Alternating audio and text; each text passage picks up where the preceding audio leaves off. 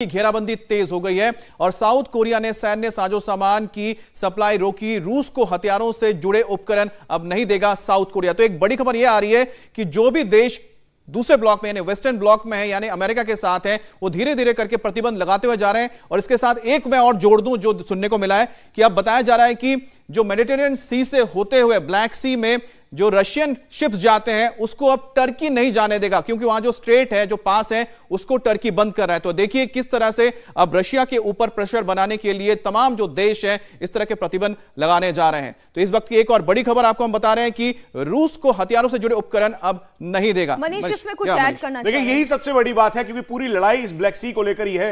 ये एक safe passage और सेफ रूट है, क्योंकि यहीं से जो रशियन शिप्स हैं वो आगे बढ़ते हैं और उसके बाद अगर यहां पर कोई ब्लॉक कर रहा है, टर्की ब्लॉक कर रहा है, हमें नहीं भूलना चाहिए कल जो आर्म्ड यूएवी जिसका इस्तेमाल किया यूक्रेन ने वो भी टर्की के द्वारा दिया गया था। इसमें करीबन 6+2 की संख्या में यूक्रेन के पास है 48 और मनीष एक और बड़ी खबर इसी से जुड़ी हुई आ गई है।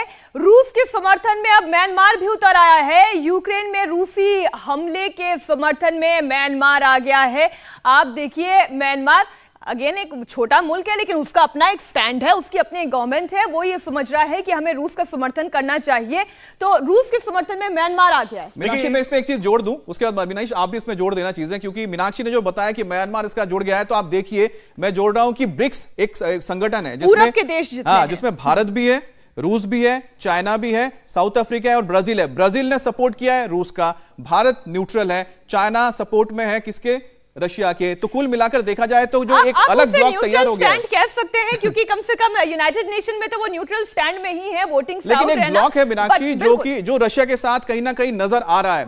मनीष वो ऐसा ही होता है और म्यांमार आप यही सोच सकते हैं पहले से ही कि म्यांमार वहीं उसी साइड पर रहेगा जहां रशिया और चाइना है, और ये बिल्कुल क्लियर है। और इसीलिए कोई मेरे उनको सरप्राइजिंग फैक्टर के तौर पर नहीं है, लेकिन हाँ सबसे बड़ा सरप्राइज है कि ब्लैक सी के ऊपर डोमिनेंस को लेकर अगर टर्की ब्लॉक करता है तो आप ये समझ लीजिए रशिया इसे बर्दाश्त नहीं करेगा। और यही वजह है कि जब केमिकल पावर यानी जब फास्फोरस का इस्तेमाल किया गया अपने BM-21 ग्रैड में यूक्रेन ने किया, तो उसी को दिखाने के लिए अपनी मसल पावर दिखाई ICBM यानी इंटरकॉन्टिनेंटल बैलिस्टिक मिसाइल के तौर पर, और वो भी मॉस्को में दिखाई। इसका मतलब दो मैसेजिंग है। पहली मैसेजिंग कि रशिया पूरी तरीके से कैपेबल है, न्यूक्लियर कैपेबल है और इसके लिए वो पूरी तैयार है। और दूसरी मैसेजिंग मॉस्को यानी रशिया के सभी लोगों के लिए कि मनीष आपने बहुत इंपॉर्टेंट चीज बता दी। एक रिएक्शन सर से ले लेते हैं सर। उससे पहले एक बड़ी खबर, माफ कीजिएगा, यूरोप से अपने नागरिकों को अब रशिया भी निकालेगा। ये देखिए ये रूस की तरफ से भी कहा गया है कि युद्ध के बीच यूरोप के जितने भी नागरिक वहां पर फंसे हुए हैं उन्हें निकालने का काम, रूस के नागरिक जो हैं उन्हें निकालने का काम किया जाएगा। युद्ध के बीच यूरोप से अपने नागरिकों को रशिया निकालेगा। इसका क्या मतलब निकलता है? क्या सीधे सीधे रूस ये कह रहा है यूरोपियन नेशंस हमारे दुश्मन हैं, हमारे नागरिक वहां नहीं रहेंगे?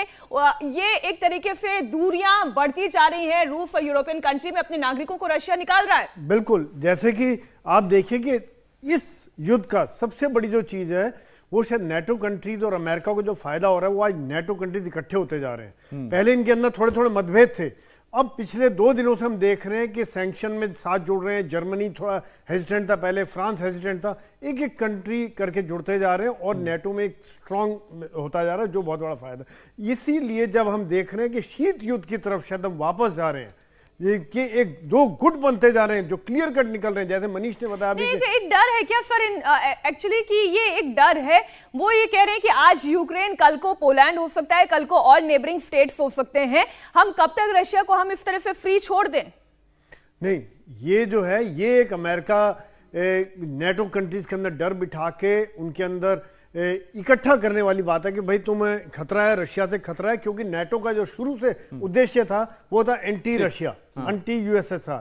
वो चीज जैसी USSR का ब्रेकअप हुआ उनके अंदर भी डिफरेंसेस आने शुरू हो गए। उनका एक कोई मुद्दा ही नहीं रह गया कि अब हम किस लिए जुड़े रहे। सोही सर आपने जो इंपॉर्टेंट बात की जिसका जिक्र मीनाक्षी भी लगातार कर रहे हैं, इस पर भी हम बात करनी चाहिए, लेकिन उस पर हम जाते हैं क्योंकि आखिरकार कौन किसके साथ जा रहा है। क्या यूरोप अलग हो रहा है, नेटो की तरफ लोग जा रहे हैं, लेकिन दूसरा ब्लॉक भी तैयार हो जिसमें चाइना और रशिया नजर आए और तो और भी खतरनाक बन जाता है। लेकिन बहरहाल आपको बता दें कि एक बड़ी खबर आ रही है स्पुतनिक की ओर से, जो रशियन न्यूज एजेंसी है। यूक्रेन ने डोनेट्स्क के गोर्लोवाका में फायरिंग की है और गोर्लोवाका में 1200 mm मोर्टार से फायरिंग की गई। तो एक फिर से हम कह सकते हैं कि जो यूक्रेन है जहां पर रशिया के फोर्सेस मौजूद है यहाँ पर, जिसको हम कह सकते हैं स्वतंत्र देश घोषित किया गया रूस की ओर से, वहां पर टारगेट किया जा रहा है, हमले किए जा रहे हैं। गॉर्डोल्फ का ये वो इलाका, यूक्रेन ने डोनेट्स्क के गॉर्डोल्फका में ये जो है 1200 mm मोर्टार से फायरिंग की है। मुझे लगता है 120 mm होगा ये, क्योंकि जो इस समय जो यूक्रेनियन है वो लगातार उस एरियाज को टारगेट कर रहे हैं जहां पर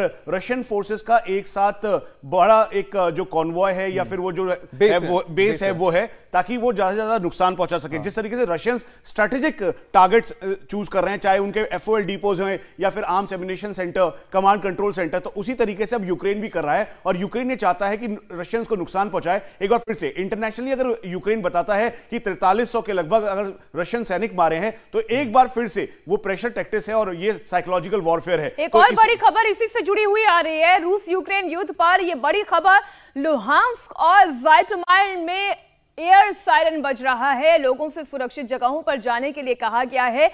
लुहांस्क और हम ये डोनेट्स्क की बात कर रहे थे, लुहांस्क और डोनेट्स्क, पहले ये तस्वीर आप देखिए और आप देखिए छोटी बच्ची नजर आ रही है। मैं एक बार इन तस्वीरों को ब्रीफ कर दूं, छोटे बच्चे हैं, देखिए जो सबसे आगे एक पिंक जैकेट में बच्ची जा रही है, अपने छोटे से टेडी बेयर को पकड़ के कैसे जा रही है। जो सबसे बड़ी विभीषिका का ये जो दंश है वो ये बच्चे झेलते हैं, क्योंकि वो कुछ समझ पाने की स्थिति में है नहीं, लेकिन क्या करें, लड़ाइयों के बीच में आम सिविलियंस पिस रहे हैं, एक घर से निकलकर बंकर में छिपते, बंकर से निकलकर घर आते हैं, अब यही जिंदगी इनकी हो गई है। बहरहाल इन तस्वीरों को तो हम देख ही रहे, लेकिन ये जो डोनबास का इलाका है मनीष, ये डोनबास का इलाका तो वैसे अब विद्रोहियों के पास है। और ये बड़ा सरप्राइजिंग है, क्योंकि लुहांस्क में अगर एक बार फिर से यूक्रेनियन फोर्स अगर ये कह रही है और सायरन बज रहा है, लोग अपने घरों को छोड़ के सुरक्षित जगहों पर जा रहे हैं, तो इसका मतलब मैसेजिंग बिल्कुल क्लियर है कि लुहांस्क और डोनेट्स्क में भी एक बार फिर से ये हो सकता है कि यूक्रेनियन आए और दबाव बनाने की कोशिश करे, क्योंकि उसी को व्लादिमीर पुतिन ने एक फ्री स्टेट का दर्जा दिया था और कहा था कि यहां पे अब ये जो रिबेल्स हैं उन्हीं को। इंडिया टीवी हर वक्त हर जगह डाउनलोड करने के लिए सर्च करें India TV news Google play store या ऐप स्टोर पर।